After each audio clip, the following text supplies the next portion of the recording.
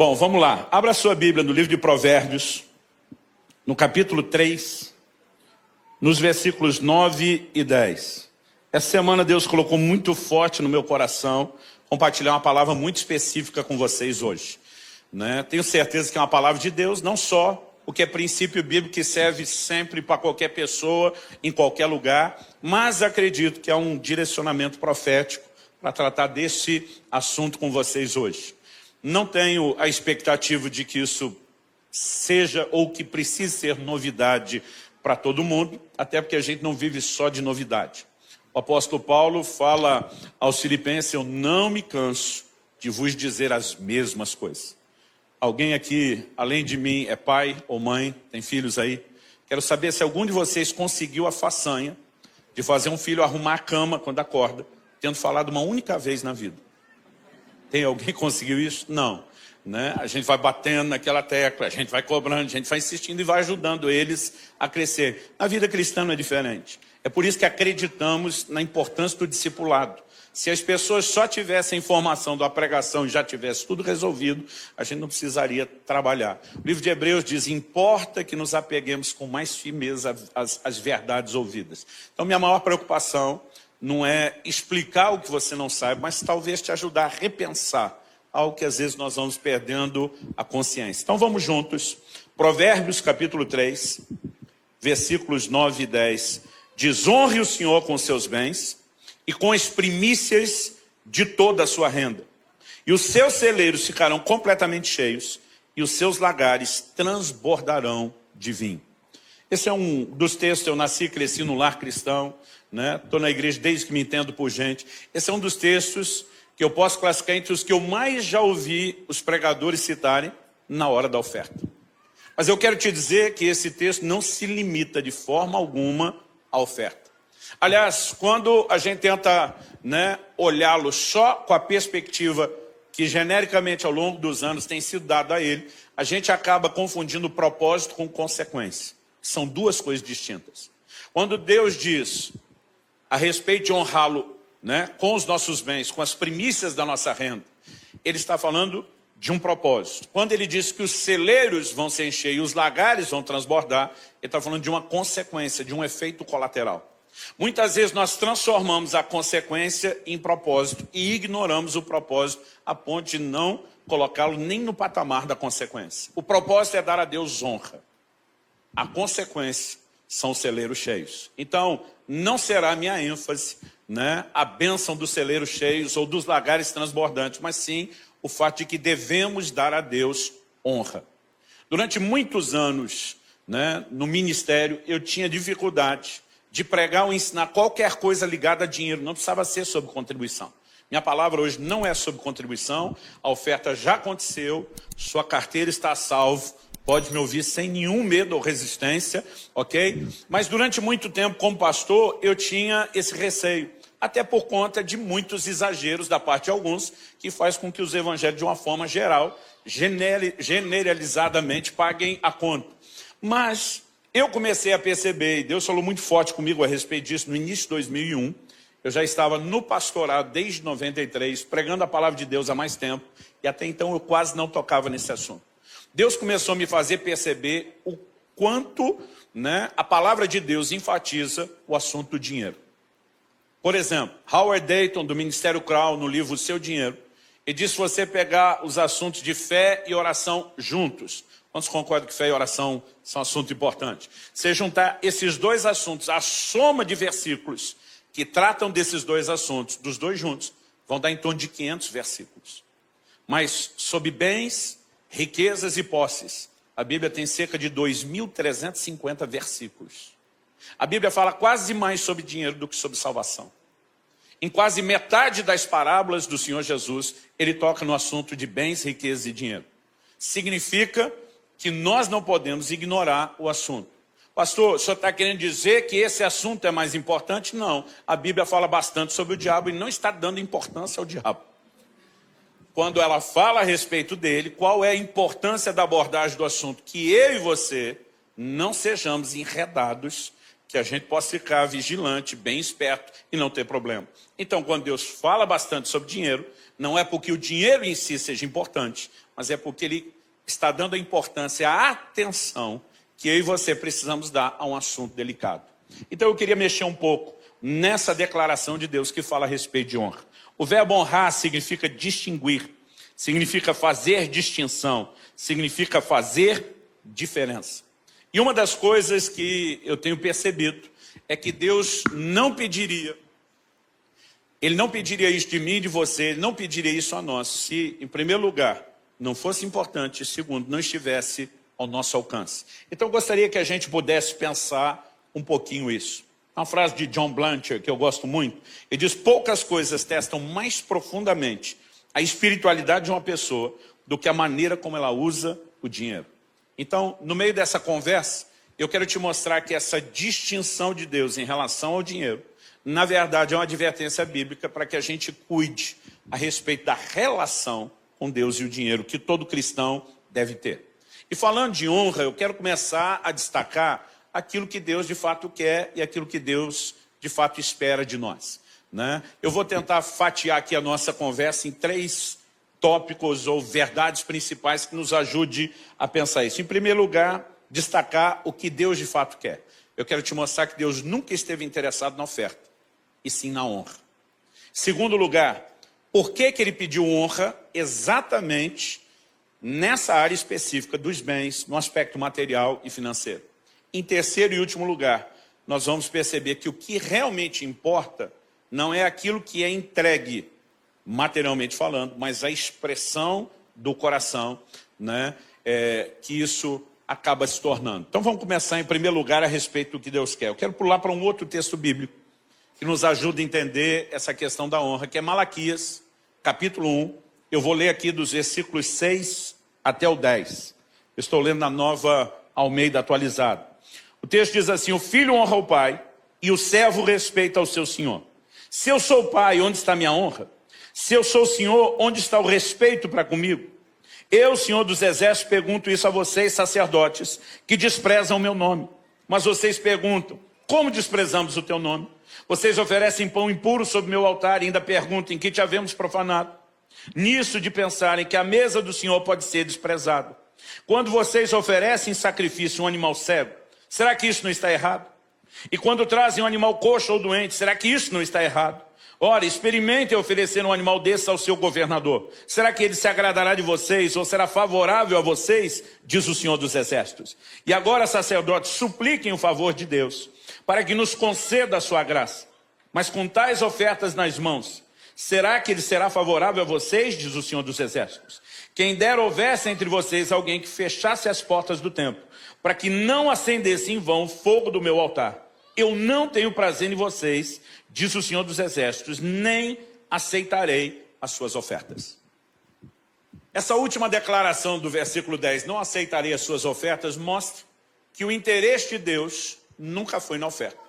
Se o interesse de Deus fosse na oferta, qualquer oferta deveria agradá-lo. E nós vamos perceber nesse e em outros versículos que Deus fala de ofertas que Ele não vai aceitar. Por quê? Obviamente Deus está falando a respeito da forma como eles faziam isso.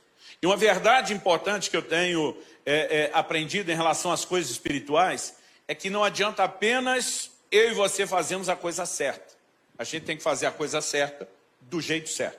Porque se fizer a coisa certa do jeito errado, não funciona. Então, antes de mexer no nosso assunto, deixa eu dar um exemplo sobre oração primeiro. Tiago, capítulo 4, versículo 2 diz: nada tendes porque não pedis. Tem crente que não recebe de Deus porque não pede, porque não ora. Isso nos ajuda a compreender que uma das formas de recebermos de Deus é pedindo. Quantos pidões temos aqui? Mas o versículo seguinte, Tiago 4,3 diz: pedis e não recebeis porque pedis mal. Então, uns não recebem porque não pedem. Outros pedem que é a coisa certa para receber, mas não recebem porque estão pedindo mal. Qual a definição de pedir mal em Tiago 4,3? Ele diz: para esbanjardes em vossos próprios deleites. Então, se você faz a coisa certa, que é orar, mas do jeito errado, com motivações erradas, não funciona. Vamos olhar para a ceia do Senhor, né? Hoje é dia de celebração da ceia. Paulo diz em 1 Coríntios 10,16, ele chama o cálice de o cálice da bênção. Eu creio que a bênção, quando eu e você ceamos, comunhão com o corpo e com o sangue do Senhor, mesmo sem transformação dos elementos, não podemos negar que estamos em comunhão com o corpo e com o sangue do Senhor. É lógico que tem bênção. Mas ele diz, examine-se o homem a si mesmo. Porque se alguém comer ou beber de forma indigna, será réu de juízo. Aquilo que é para ser bênção, se for feito ou praticado da forma errada, em vez de bênção, vira juízo. Porque se você cear que é a coisa certa para ser abençoado do jeito errado, não funciona. E quando falamos de contribuição ou qualquer outra coisa relacionada ao dinheiro, não é diferente. Então nós precisamos entender que Deus está dizendo a um povo que estava ofertando a ele chega ao ponto de dizer, quem dera houvesse alguém que fechasse as portas ali é do templo. Deus está dizendo, vocês estão acendendo em vão, à toa, o fogo do meu altar. Em outras palavras, o que ele está dizendo, se é para ofertar desse jeito, era melhor fechar a porta, não ter culto e acabar com a brincadeira. Porque Deus está dizendo, ou vocês me dão o que eu quero, que é honra, ou não precisa dar nada, que é a oferta. Em outras palavras, Deus está dizendo, eu nunca quis a oferta. Eu queria que a oferta fosse expressão de honra. Se vocês não vão me dar honra, não precisa dar oferta. Ele começa o versículo 6 cobrando. O filho honra o pai, o servo honra o seu senhor. São os dois níveis de relacionamento que nós temos com Deus, que estão sendo exemplificados aqui. Ele é nosso pai, nós somos seus filhos. Ele é nosso senhor, somos seus servos. Ele está dizendo, agora, por que é que vocês não me honram e nem me respeitam? E aqui Deus começa a cobrar a honra como o elemento essencial. Ele diz, leva para o seu governador que você está trazendo para mim. Desde aquela época já se fazia média com o governante. Ele diz, tenta agradá-lo com o que você me trouxe, para ver se você vai ficar bem na fita. Então Deus está dizendo, se você não vai me dar honra, não precisa dar, é nada. Você pega outros exemplos da Bíblia. A oferta de Caim e de Abel mencionada lá em Gênesis 4. Aliás, se você puder me acompanhar, eu quero ler esse texto também. Gênesis 4, de 3 a 7, diz assim, aconteceu que, ao fim de um certo tempo, Caim trouxe do fruto da terra uma oferta ao Senhor. Abel, por sua vez, trouxe das primícias do seu rebanho e da gordura deste. O Senhor se agradou de Abel e da sua oferta, mas de Caim e da sua oferta não se agradou. Aliás, algo interessante para observar é que normalmente quando Deus aceita e se agrada, não é meramente a oferta, é o ofertante. O texto continua e diz assim, Caim ficou muito irritado e fechou a cara. Então o Senhor lhe disse, por que você anda irritado? E por que essa cara fechada? Se fizer o que é certo, não é verdade que você será aceito. Mas se não fizer o que é certo, eis que o pecado está à porta à sua espera. O desejo dele será contra você, mas é necessário que você o domine. A razão pela qual Deus aceita o ofertante Abel e a sua oferta, mas rejeita o ofertante Caim e a sua oferta, tem a ver com a forma como cada um fez. O texto fala de uma maneira muito clara no verso 7, que Deus diz para Caim, se procederes bem, como diz outra versão, se você fizer o que é certo, então o Senhor está dizendo, você não procedeu bem, você não fez o que é certo. Se fizer, ainda dá tempo de ser aceito. Significa o quê? Que se Deus tivesse interessado na oferta, qualquer oferta estaria valendo. Mas porque Ele está interessado na forma como nós fazemos, então não é qualquer maneira que é aceitável. Porque a de um foi aceitável, a de outro não.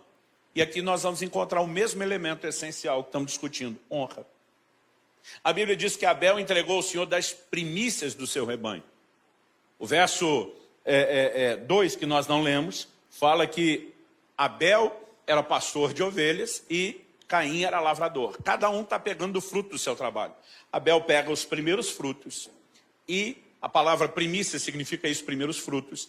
Em vez de usufruir do seu ganho, ele vai oferecer algo ao Senhor. Qual é a declaração de Abel?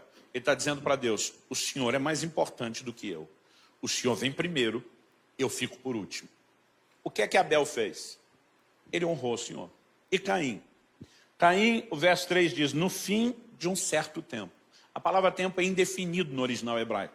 A gente não sabe se está falando de dias, semanas ou meses. Mas o que é claro é que ele deixou Deus por fim, no fim. Então, ele usufrui do fruto do seu trabalho. Depois de ter aproveitado tudo, olha para trás, sobrou alguma coisa, sobrou. Então vamos dar para Deus. E eu quero te dizer que Deus não está interessado na sua sobra. Porque o que Ele quer de você não é o recurso que você entrega. Aliás, se Deus tivesse interessado no recurso, Ele não te daria de volta mais do que você deu. Ele nunca esteve interessado no recurso. O que é que Deus está interessado? Em que as coisas que têm valor material não concorram com o lugar dele. Nós vamos explicar isso um pouquinho melhor. Então, quando Abel o coloca à frente e põe a si mesmo depois, ele está dizendo a Deus, estou te honrando. Honrar é distinguir, fazer diferença. Quando Caim se coloca à frente e deixa Deus por último, não tem como se aceita.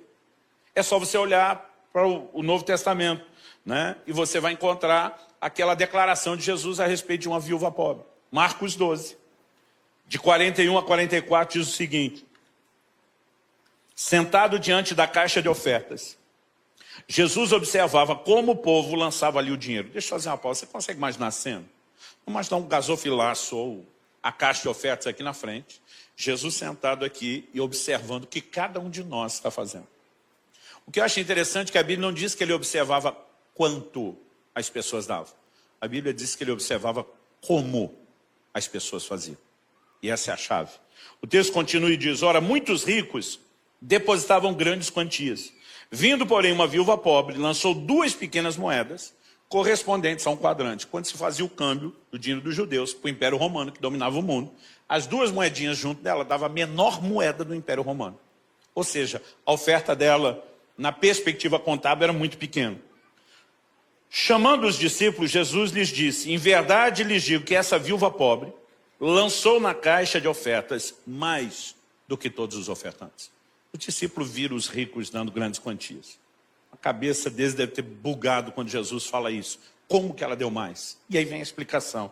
Qual é a explicação? Jesus diz, porque todos eles deram daquilo que lhes sobrava. Ela, porém, da sua pobreza, deu tudo que possuía, todo o seu sustento. Quando Jesus está dizendo que ela deu mais, ela não deu mais dinheiro. Ela deu mais do que Deus espera que seja dado, honra. Quando os ricos estão dando grandes quantias, mas estão dando a sobra, se é sobra, significa que já fizeram tudo que queria. Olha para trás, sobrou, dá para Deus. E eles só deram a sobra porque ainda conseguiram a façanha, que a maioria de nós não consegue, de fazer sobrar. Porque tem muita gente que sequer está dando a sobra para Deus e acaba não tendo sobra. Então ele estava dizendo para Deus, nós somos mais importantes. Se der, a gente põe no fim da história. Não estavam dando honra, mas deram grandes valores. Essa mulher dá um valor pequeno, mas dá uma grande soma de honra. Era tudo o que ela tinha, todo o seu sustento. Talvez fosse uma última refeição. É como se essa mulher falasse para Deus, se é para passar fome, eu acelero o processo. Mas o Senhor primeiro, eu por último. E esse é o tipo de gente que chama a atenção de Deus e cumpre aquilo que Ele quer. Quem está entendendo, diga amém. Atos 5 nos fala de um casal que deu uma grande oferta. E não conseguiu a atenção de Deus no sentido positivo, não. Conseguiu no sentido negativo. Ananias e Safira foram julgados e mortos. E entregar, a Bíblia diz que eles venderam a propriedade. A Bíblia não diz o valor. Mas, gente, vamos tentar contextualizar. Imagine o menor terreno na região menos nobre possível de São Paulo. E você ainda tem um valor alto, mesmo que não tenha nada construído ali. Aí a pessoa vem e diz, não vou dar tudo, só vou dar 80%. Ainda é uma baita de uma oferta. Mas a questão é que o que Deus tinha pedido era algo diferente. Eles, além de desobedecer, mentiram. Então, assim, não é a oferta. Deus não está interessado nela. É o coração. Se nós não prestarmos atenção nisso, nós nunca vamos relacionar com Deus da forma correta. Gênesis 22. Deus pede para Abraão a maior oferta que poderia ser pedida. O próprio filho. O velhinho esperou anos por um milagre e o cumprimento da promessa, que finalmente aconteceu. Eu fico imaginando a alegria deles. Né? Tanto dele como de Sara, a celebração. Daqui a pouco Deus fala para Abraão. Gênesis 22 começa sendo assim, pegue o seu filho, seu único filho, o filho a quem você ama. Um dia eu estava lendo, falei para Deus, precisava falar isso tudo para o velhinho. O teu filho, único filho, filho que você ama, parece que o Senhor só está dificultando o que ele tem que fazer depois. Né? E o Senhor diz, ofereça em sacrifício. E lá vai o louco do Abraão, porque a gente não consegue definir isso de outra forma. A gente chama de pai da fé, mas é insano. A Bíblia diz que ele cria que das cinzas Deus poderia ressuscitar o filho, porque Deus não ia contradizer a sua palavra, mas ele vai disposto, né? Ele diz para os servos, nós vamos adorar, nós voltaremos, mas ele vai disposto às últimas consequências. Na hora que levanta o cutelo para terminar o serviço, o anjo do Senhor brada do céu, não faça isso. Eu não sei como você lê a Bíblia. Eu vou dizer como eu gosto de ler. Eu gosto de ler me colocando lá dentro da história, imaginando se fosse eu vivendo isso. E uma das primeiras coisas que me passa na cabeça é que se eu já estivesse naquela... Gente, eu não imagino um Abraão assim, de boa, vou sacrificar um filho como se fosse a coisa mais normal. Você imagina a tensão, o volume de emoções envolvido? Aí, a hora que ele levanta o cutelo, o anjo do Senhor brada do céu, não faça isso. Eu acho que se fosse eu, apesar do alívio, diria, se decida. O senhor quer ou não quer o menino? Mas eu acho que se eu gritasse isso, o anjo gritaria de volta, eu nunca quis o menino. O que eu queria era a sua disposição de entregar. Era a certeza do primeiro lugar. E já que eu tenho isso, pega de volta o menino e de lambuja, eu vou lhe dar uma grande descendência. Quando a Bíblia está dizendo, se eu e você honramos ao Senhor, Ele vai encher os bens, os nossos celeiros, ao honrarmos com os bens e transbordar os lagares. Ele está dizendo, eu não quero te esvaziar, eu quero te encher. Mas Ele está dizendo, eu só posso fazer isso depois da certeza de que isso não concorre com o meu lugar no seu coração. Então não se trata de barganha. É aí que nós vamos entender, e eu quero transicionar para o meu segundo ponto na construção do raciocínio, porque Deus pediu honra específica nessa área dos bens. Então vamos pensar juntos, gente. Não é a única forma de honrar o Senhor.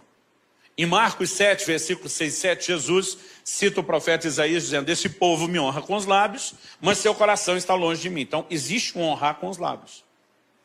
O livro de Hebreus fala dos sacrifícios de louvor, que são fruto de lábios, confessa o seu nome. Agora há pouco, enquanto estávamos cantando de adoração, nós estávamos honrando ao Senhor. Há muitas formas de honrar a Deus, mas em nenhuma delas Deus foi tão incisivo, direto e objetivo, como quando Ele pediu honra com os bens. A pergunta é, por que honrá-lo nessa área? Vamos começar por eliminatória. Não é porque Deus precisa. Em Atos 17, quando Paulo está pregando em Atenas, ele diz que Deus não é servido por mãos humanas como se precisasse de alguma coisa. Ele é completo e absoluto em si mesmo. Ele não tem necessidade de nada. Então, porque ele pediu a honra, vamos eliminar. Se não é por ele, sobrou quem? A gente. A honra não é importante para ele. A honra é necessária para nós. É um efeito regulador num assunto delicado. Quando eu digo assunto delicado, é a relação com o dinheiro. Com isso, eu não quero dizer que o dinheiro em si seja errado. Um dia um irmão falou para mim, pastor, já dizia a Sagrada Escritura que o dinheiro é a raiz de todos os males. Eu falei, a Bíblia nunca disse isso. Ele falou, disse. Eu falei, não disse. Disse, não disse. E ele falou, não, tem um versículo lá. Eu falei, qual? Ele falou, não, se o senhor me ajudar a achar. Eu falei, você deve estar falando desse. Aí eu li para ele 1 Timóteo 6, 9 e 10, que diz assim, mas os que querem ficar ricos caem em tentação, em armadilhas e em muitos desejos insensatos e nocivos, que levam as pessoas a se afundar na ruína e na perdição. Porque o amor ao dinheiro é a raiz de todos os males. E alguns nessa cobiça se desviaram da fé e atormentaram a si mesmos com muitas dores. Falou aí, ó. Falei, não, aqui a Bíblia diz que o amor ao dinheiro, não o dinheiro. O amor ao dinheiro é a raiz de todos os males. Ele me olhou e falou, qual a diferença? Falei, a diferença é gigante. Se o dinheiro fosse a raiz de todos os males, falei, a maioria de nós que estamos naquela categoria dos mais pobres, estaríamos poupados de qualquer problema. E quem estava lascado eram os ricos. Falei, o problema é que alguém pode ter amor ao dinheiro sem ter dinheiro. O cara pode estar mais quebrado que arroz terceira, como a gente diz lá no sul. Naquele estádio que está tão endividado, se chamar a mulher de meu bem, o banco confisca.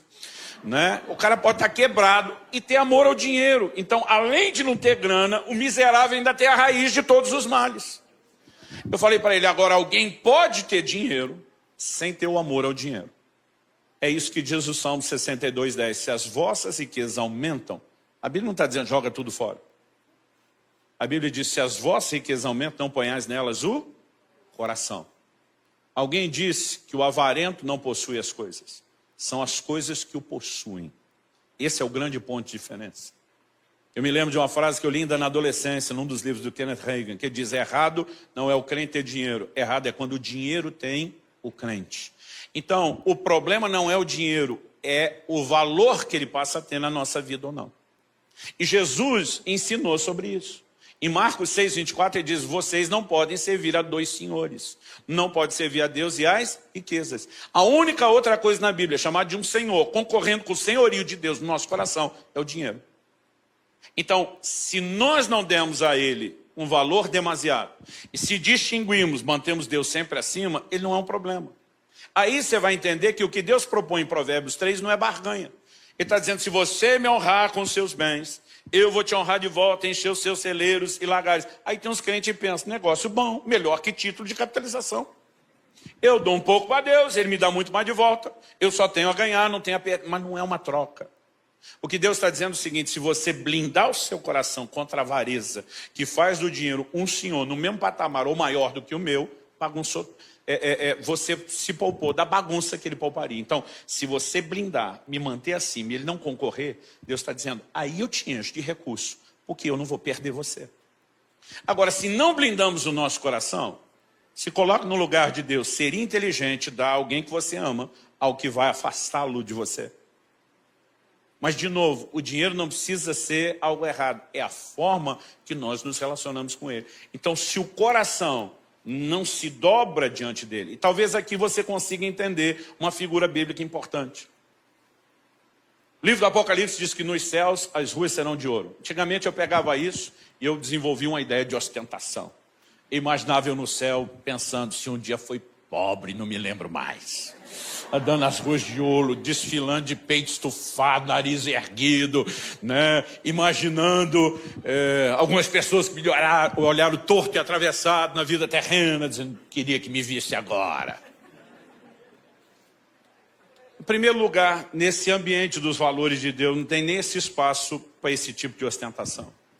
O que você precisamos entender, quando a Bíblia diz que as ruas serão de ouro, é que lá o ouro perdeu completamente o seu valor, a ponto de só servir para ser pisado. A glória do céu não é ouro, é o próprio Deus. O ouro é ignorado, é pisado. Imagina os anjos perguntando, o que a gente faz com o ouro que a turma se matava na terra? Faz piso, para eles entenderem que isso é para estar debaixo do pé. No livro de Atos, por pelo menos 3 vezes, você vê que Jesus está olhando um gasofilaço. Eles tinham o hábito de entregar oferta no cofre. Por 3 vezes no livro de Atos, a Bíblia diz que eles traziam o dinheiro aos pés dos apóstolos. Imagina os apóstolos metendo o pé em cima daquilo, dizendo, aqui o dinheiro não é senhor, é servo. O lugar dele é esse, subjugado e não no controle. Então, o que está em questão quando falamos de honra é o senhorio de Deus, que não pode sofrer concorrência com nenhum outro tipo de senhorio. Colossenses 3,5 diz que a avareza é idolatria. Um crente que dá valor demasiado ao que é material tem um falso ídolo, um ídolo, tem um falso Deus na sua vida. Em Mateus, no capítulo 13, Jesus fala no versículo 7 que uma das sementes caiu entre espinhos. Na hora de explicar o que eram os espinhos, no verso 22 de Mateus 13, Jesus diz que os espinhos são o cuidado e a sedução das riquezas. E ele diz, os espinhos cresceram, porque se você não arrancar essa coisa nociva da sua vida, ela nunca fica estacionada, ela cresce. Os espinhos cresceram e sufocaram a palavra. Uma das poucas coisas que tem o poder de sufocar a ação da palavra de Deus na vida de um crente é exatamente isso, os cuidados do mundo e a sedução das riquezas. Então nós não podemos negar que o assunto é delicado. Agora, quando damos a Deus honra e botamos o dinheiro no seu lugar, ele deixa de concorrer com o senhorio de Deus. E aí Deus vê em mim e você um coração blindado. Não é uma troca. Ele diz, agora está autorizado a prosperar. Porque eu posso te confiar isso sem que eu perca você. Quem está entendendo, diga amém. Em terceiro e último lugar, eu queria destacar aqui que o que realmente importa não é nem o que é feito com a oferta, é a expressão do coração. Embora, como eu disse antes, eu não estou limitando o assunto da honra somente à contribuição. Vamos dar alguns exemplos. Quando você se posiciona na hora de fazer os negócios e não aceita mentir para vender mais, não aceita lucros desonestos. Quando você entende declarações da Bíblia como dai a César o que é de César e a Deus o que é de Deus e diz eu não vou negociar essas coisas, o que é que você está fazendo? Você está honrando a Deus com seus bens. Você está dizendo a avidez do lucro não vai me fazer quebrar os princípios daquele que é o Senhor da minha vida. A minha disposição de honrá-lo como Senhor e obedecê-lo me faz estar disposto até mesmo ter perdas do que justificar o lucro de qualquer forma ou a qualquer custo. Vamos falar de ter perdas? O apóstolo Paulo escreve aos Coríntios e diz, vai um irmão a juízo contra outro irmão, isso perante incrédulos. Ele está dizendo, é sério que para defender aquilo que é seu, materialmente o seu direito, você está disposto a trazer escândalo no reino de Deus? Aí Paulo faz a pergunta, por que é que vocês não sofrem o dano? Por que é que não sofre a perda? Ele está dizendo, não ama Jesus o suficiente a ponto de engolir sua perda e dizer, eu poupo o reino de Deus de um escândalo. Quando uma pessoa abre mão desse nível de disputa e perdeu aquilo que era direito, esse dinheiro entrou no caixa da igreja como contribuição? Não. Mas é uma honra a Deus? É. Provérbios 19:16 nos diz que o que se compadece do pobre, empresta ao Senhor. Produção, confere se é 19:16 ou 16:19 ou 17. Produção, e minha esposa está sentada ali, tá, gente? Eu ponho o dedo no ouvido porque eu fico imaginando um dia eu estar com o ponto e tendo a resposta aqui dentro. Mas é só uma coisa da minha cabeça. Por enquanto não tem. Corre, produção. A Bíblia diz: o que se compadece do pobre, empresta ao Senhor, e esse lhe retribuirá o benefício. Quando você ajuda um necessitado, 19:17, não é 16, ok.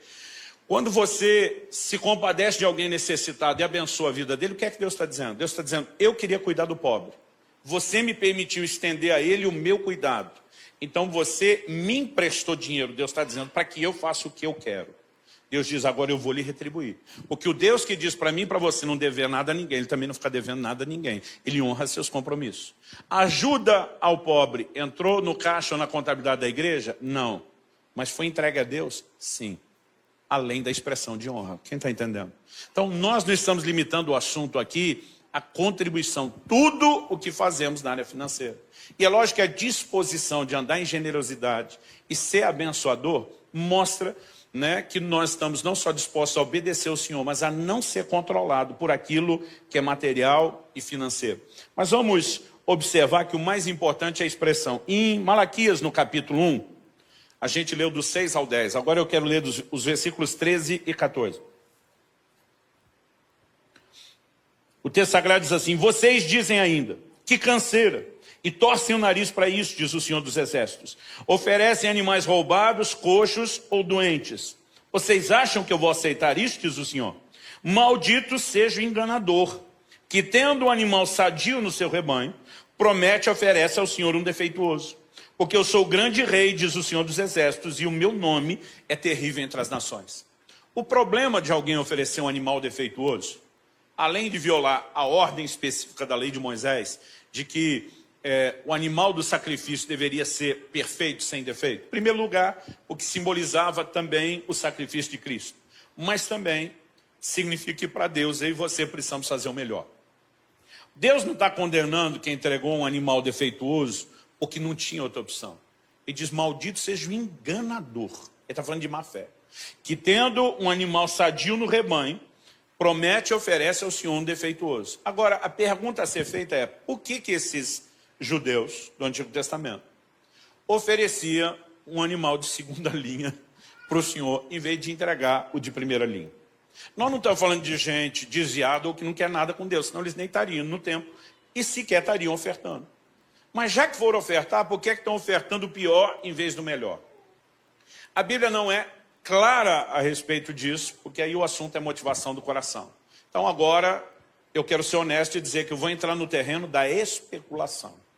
Tem coisas que a gente vai pensando, deduzindo, e a gente vê esse tipo de leitura e aplicação feito por Jesus e até mesmo pelos apóstolos algumas vezes. Então vamos imaginar. O que era feito com a oferta?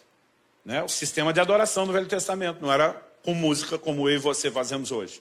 Davi introduz a música no seu tabernáculo. Ela era basicamente feita pelo grupo dos levitas, mas não por todo o povo. Eles já tinham a prática dos salmos, mas a ênfase não era como a que temos hoje na adoração por meio da música. Era principalmente no sistema de sacrifício. Agora, em termos práticos, o que é que virava o sacrifício depois de ter sido oferecido? Churrasco. O altar do holocausto era na churrasqueira com grelha e tudo. O sacerdote era o churrasqueiro expert, especialista, treinado naquilo. A gordura pertencia ao Senhor, o animal era limpo, a pele, as tripas, os órgãos internos eram removidos, a gordura era queimada diante do Senhor. E a carne que era assada no fogo era comida. A maior parte do sacrifício era comido pelo ofertante e sua família, e uma parte era entregue ao sacerdote e à sua família. Eles comiam aquela carne, virava churrasco. Eu imagino que às vezes o foco do ofertante ficava só no que será feito com a oferta. Ele pensava talvez assim: já que vai virar churrasco mesmo, por que é que eu vou entregar um animal perfeito, que lá fora, na hora de vender no mercado, pega um preço bom, e não entregar esse bichinho cego, manco? Quando a Bíblia fala de dilacerado, é quando um lobo tentou abocanhar, ele salvava, mas o bicho comia variado depois. Ou seja, era o bichinho de segunda linha que não tinha preço bom na hora de vender. Eu acho que o cara imaginava, vai virar churrasco mesmo. Gente, imagine você comendo agora, eu sei que é quase uma tortura fazer isso perto da hora do almoço. Imagina você comendo um pedaço de picanha. Toda vez que eu falo dela, ela aparece na minha frente, é impressionante. Aí você corta um pedaço daquela picanha, não sei você, eu gosto no ponto, põe na boca. Você está saboreando ela. De repente você diz assim, que delícia. Pena que o bichinho era cego. Você consegue imaginar alguém com esse poder de degustação? Eu não. E olha que eu já tive superpoderes no meu paladar. Teve uma época, uns 30, 40 quilos atrás, né? Quando eu ainda bebia refrigerante, faz muitos anos que eu estou livre disso, eu dizia para as pessoas, se me der um copo de Coca-Cola, e eu beber isso, eu te digo a embalagem. Não era só dizer se é vidro, lata, eu digo se o plástico é mole, se o plástico é duro, né? Porque afeta o sabor. E um dia eu estou pregando no interior do Paraná, dei esse exemplo. Quando terminou o culto, fomos para a casa que eu estava hospedado, quando cheguei, tinha um monte de gente lá. A maior parte era da liderança da igreja. Eu pensei, que está essa multidão? Quando eu cheguei, foi todo mundo abrindo espaço e, de repente, eu enxerguei. Tinha a mesa, que estava do lado de fora, numa cozinha externa, e tinha só um copo de Coca-Cola no meio. E aí o pastor falou, a hora do tira-teima. E essas são as testemunhas. Eu peguei aquele copo de Coca, dei um gole, e quando eu dei aquele gole, falei, a Coca é de uma garrafa PET de 2 litros, plástico mole.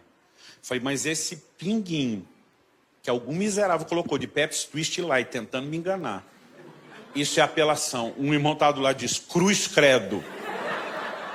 Aí eu já emendei uma outra brincadeira que eu fazia, na época eu sabia de cor os códigos de barra de cada tipo de produto. Eu falei, e pega aí, falei pro dono da casa, pega a embalagem que eu vou dar mais um gole e falar o código de barra. Quando eu falei, ele, o sangue de Jesus tem poder. Agora, nem com esse nível de superpoderes que eu já tive, provando a picanha eu conseguia saber se o bicho era cego, se era míope, se enxergava direito. Porque na verdade não vai mudar o gosto da carne. Né? Agora imagina esse cara dizendo, para que me preocupar em entregar o melhor se não faz diferença? A questão não é o que seria feito com a oferta. É a declaração que está sendo comunicada. Quem está entendendo, diga amém. Eu nunca fui louco de dar à minha mulher uma flor murcha despencando. Mas é flor igual, a outra ia morrer do mesmo jeito. Você imagina? Porque a questão não é a flor, é a declaração que está por trás dela. E quando eles olhavam só para o que será feito e perdiam de vista a mensagem, é onde, de fato, eles deixavam de comunicar honra. Vamos dar uma olhada em outro exemplo do Novo Testamento, e aqui a gente termina. Marcos capítulo 14.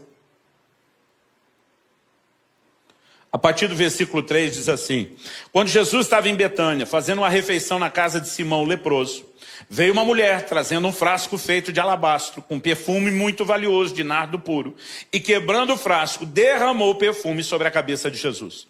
Alguns dos que estavam ali ficaram indignados e diziam entre si, para que esse desperdício de perfume? Esse perfume poderia ter sido vendido por mais de 300 denários, para ser dado aos pobres. E a última frase diz, e murmuravam contra ela. Se murmuravam no original grego bramavam, gritavam contra ela. Significa que o negócio virou um barraco. Todo mundo está indignado, porque a frase que eles usam é, porque o desperdício de perfume. Eles estão olhando, desperdiçou, não vai ter utilidade. Aquela turma está dizendo, para ser vendido, portanto. E, gente, os valores que são mencionados aqui são assustadores. Quando ele diz, podia ser vendido por mais de 300, nós não sabemos quanto mais, se é 315, 330, 350. Imagina se fosse mais de 350, alguém diria, quase 400. Agora, isso era para vender o perfume de segunda mão usado. Não significa que é o que custou. Era o dinheiro que dava para fazer em cima. Então, provavelmente deve ter custado mais. Agora, o denário era o pagamento de um dia de trabalho de um trabalhador normal. Isso significa que dos 30 dias do mês, todos os 12 meses do ano dos judeus tinham 30 dias exatos, diferente do nosso calendário. Você tira a média dos 4 sábados, vamos até exagerar que um mês podia ter 5. Eles tinham um ganho entre 25 a 26 denários por mês. 300 denários é o equivalente a um ano de salário integral. Esse é o valor que foi desperdiçado. Então, multiplique isso pelo que você ganha. O salário a renda mensal vezes 12. É lógico que aquela turma está indignada. Mas por que eles estão indignados? Porque eles só estão pensando no que é que dá para fazer com o recurso da oferta. Agora, qual foi a reação de Jesus? Verso 6. Mas Jesus disse, deixem a mulher em paz. Porque vocês a estão incomodando? Ela praticou uma boa ação para comigo, porque os pobres estarão sempre com vocês, e quando quiserem, pode fazer-lhes o bem, mas a mim, vocês nem sempre terão. Ela fez o que pôde, ungiu o meu corpo antecipadamente para a sepultura. Vamos tentar entender isso? O Salmo 16, que é uma das profecias messiânicas mais repetidas no Novo Testamento, diz, não deixará a sua alma na morte, nem o seu corpo verá corrupção. Essa profecia falava de Cristo que, embora morrendo, não permaneceria morto. E não só diz sua alma não vai permanecer na morte, mas diz seu corpo não verá corrupção. Nos 3 dias em que esteve morto, o corpo de Jesus não se decompôs. Diferente de Lázaro, que a Bíblia diz que em 4 dias cheirava mal. Isso não aconteceu com Jesus. Jesus está dizendo, ela ungiu o meu corpo. Jesus está dizendo, enquanto vocês só estão olhando projetos, o que se faz com recurso, essa mulher me enxergou. Ela discerniu a minha pessoa. Ela viu algo que vocês não viram. Ela entendeu a necessidade de um ato profético ungindo o meu corpo. Simbolizando com isso que a unção real e verdadeira do Espírito Santo vai envolver e guardar meu corpo para que ele não veja corrupção. Jesus está dizendo, enquanto vocês estão olhando o projeto, ela está vendo a minha pessoa. Há uma diferença enorme entre uma coisa e outra. E aí Jesus conclui no 9. Em verdade lhes digo que onde for pregado em todo o mundo o evangelho, Jesus está dizendo, em todos os lugares, em todas as épocas onde o evangelho chegar, também será contado o que ela fez. Só para que a gente aprendesse? Não. Jesus diz para a memória dela. Jesus imortalizou essa mulher, Maria de Betânia. E o que ele estava dizendo com isso era o seguinte, onde o evangelho chegar, eu quero que essa mulher seja lembrada pelo que ela fez. É um nível de honra que dessa forma direta e explícita ele não deu nem à sua família, nem aos 12 apóstolos. Agora, se como diz 1 Samuel 2,30, Deus diz, eu honro os que me honram. Ele tem honrado ela dessa forma. Foi porque ele se sentiu muito honrado. Porque ela entendeu que contribuição não diz respeito a apenas financiar projeto, mas a enxergar o próprio Senhor e declarar algo a respeito dele. Quem está entendendo, diga amém. A Bíblia é honesta de uma forma que às vezes nem eu queria que fosse. Em João 12,6, o apóstolo João denuncia Judas, que foi o primeiro tesoureiro da história da igreja. A Bíblia diz que ele carregava a bolsa onde era colocada as contribuições do ministério de Jesus. E João diz que Judas era ladrão, metia a mão na bolsa. Agora imagina você, trabalhou um dia inteiro suado, foi no dia seguinte ouvir Jesus ensinando, resolveu entregar o seu dia de trabalho, aquele denário que você entregou, que foi na bolsa, logo ele, não foi do outro, não foi de outra pessoa. O miserável do Judas pegou logo o seu denário. Se o valor da oferta fosse aquilo que é feito com ela, essa pessoa que entregou não teria benefício nenhum.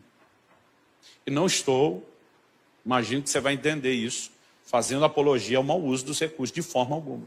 É só você ver o juízo de Deus sobre Judas e você vai perceber quão sério é o assunto e como Deus vai julgar quem está brincando com isso. Então, não estou fazendo apologia, mas a questão é, independente do que será feito, o maior valor não é o que se faz, não é como se faz, é a declaração, é a expressão de quem entrega algo.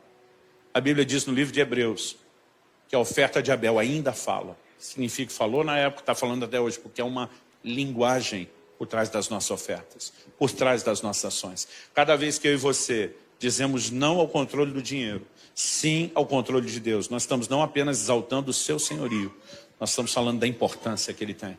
E quando esse lugar é preservado, Deus olha para mim e para você e diz, já que você não corre o risco de ser controlado por um outro senhor que vai destruir sua vida, eu autorizo você a prosperar. E você vai viver isso de forma sobrenatural. Esse é o lugar de equilíbrio. Nós não podemos ignorar a importância que essa compreensão tem na vida cristã. Eu gostaria de terminar propondo aqui algumas coisas. Em primeiro lugar, sentado mesmo no seu lugar, eu gostaria que você orasse. E não apenas falasse com Deus. Eu tenho certeza que Deus está falando com cada um de forma diferente. Eu gostaria que você orasse colocando sua vida diante de Deus. Reavaliando essas verdades e a maneira como você tem agido em relação a isso. Talvez esse seja um momento oportuno para você reafirmar o senhorio de Jesus sobre sua vida e para você dizer: Mamon, as riquezas não vão me controlar. Talvez seja o momento oportuno para permitir que o Espírito Santo mostre aí. Você está demasiadamente preocupado, dando valor demais a isso. Pode ser uma hora de ajustes. Mas esse também pode ser um momento para aqueles que nunca tomaram a decisão mais importante da sua vida, de fazer de Jesus o seu Senhor. A palavra Senhor é fraca na nossa cultura e na nossa língua portuguesa. O máximo que a gente imagina é o filho dizendo para o pai: sim, senhor, ou alguém na cadeia de comando da hierarquia militar falando para a patente superior: sim, senhor. A palavra Senhor, no original grego, como era empregado no mundo antigo, era a palavra que o escravo usava para se dirigir ao seu amo. Senhor significa dono, significa possuidor. E a Bíblia diz: se no teu coração creres que Deus ressuscitou a Jesus dentre os mortos, e com a tua boca confessares a Jesus como Senhor, será salvo. O que significa ter Jesus como Senhor? Em Lucas 6, 46, ele diz: por que vocês me chamam Senhor, Senhor, mas não fazem o que eu mando? Os seguidores de Cristo não são apenas pessoas que acreditam na sua existência, nem só que acreditam na obra de salvação e redenção dele, morrendo em nosso lugar na cruz, mas são pessoas que se dispõem a serem governadas pelos seus ensinos. E se há algo que eu e você não podemos ignorar, é o quanto Jesus falou sobre essa relação com o dinheiro. Você não precisa se livrar dele, mas ele não pode controlar você. As contribuições são parte de um exercício de desprendimento, mas não são a única expressão de honra. As decisões que você toma no dia a dia, que você precisa tomar a cada dia, vão demonstrar quem está no controle da sua vida. E ou você pode reafirmar o senhorio de Jesus, ou se você nunca fez isso, você pode tomar essa decisão. Ou talvez haja alguém aqui, ou nos acompanhando por essa transmissão ao vivo, ou mesmo depois gravado, que talvez se afastou do Senhor Jesus e precisa se reconciliar. Eu também quero dar esse segundo grupo, assim como aqueles que nunca decidiram, a oportunidade de uma decisão. Você sabe que Deus nunca deixou de amá-lo, nem de oferecer perdão.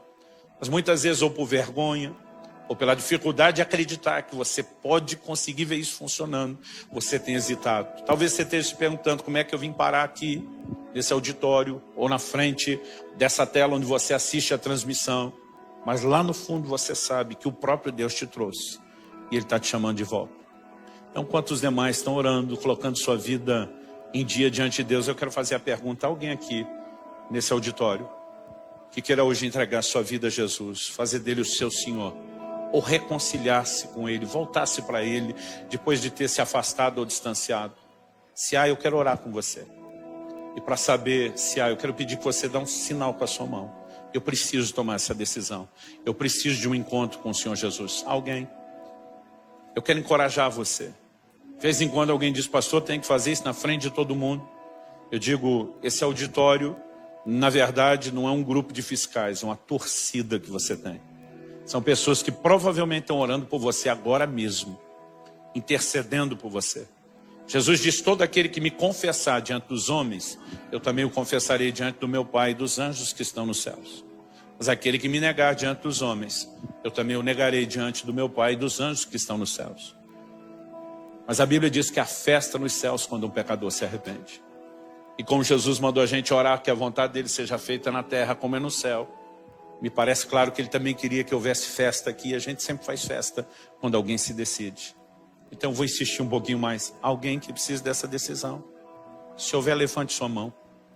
Graças a Deus. Mais alguém? Eu vou pedir que você que levantou sua mão possa se dirigir rapidamente aqui à frente. Eu quero que você que está no seu lugar tenha a liberdade de celebrar conosco a Deus essa decisão, com uma salva de palmas ao Senhor.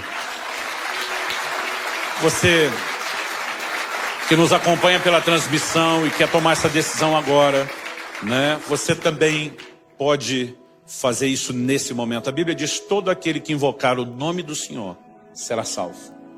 Muitas vezes nós ajudamos as pessoas a repetirem oração, mas o que você realmente precisa é clamar o nome de Jesus é reconhecer sua condição de pecadora dele, de Salvador, é entregar o controle nas mãos dele.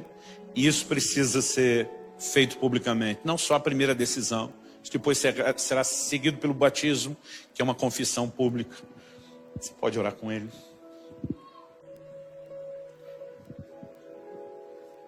Enquanto isso, eu quero fazer uma última oração por cada um de vocês. Pai, se o Senhor não vivificar essa palavra, terá sido só um discurso, só uma palestra. Eu oro que a mão do Senhor venha sobre os meus irmãos e irmãs nesse lugar hoje. E que o teu Espírito traga uma aplicação personalizada da tua palavra para cada um deles. Assim como graça para corresponder contigo e para fazer os devidos ajustes. Nós aproveitamos essa manhã não apenas para receber a tua palavra, a instrução, o encorajamento e a advertência que ela traz, mas também para reafirmar o teu senhorio sobre as nossas vidas. Fazemos isso em nome do Senhor Jesus e para a glória de Deus. Amém. Amém.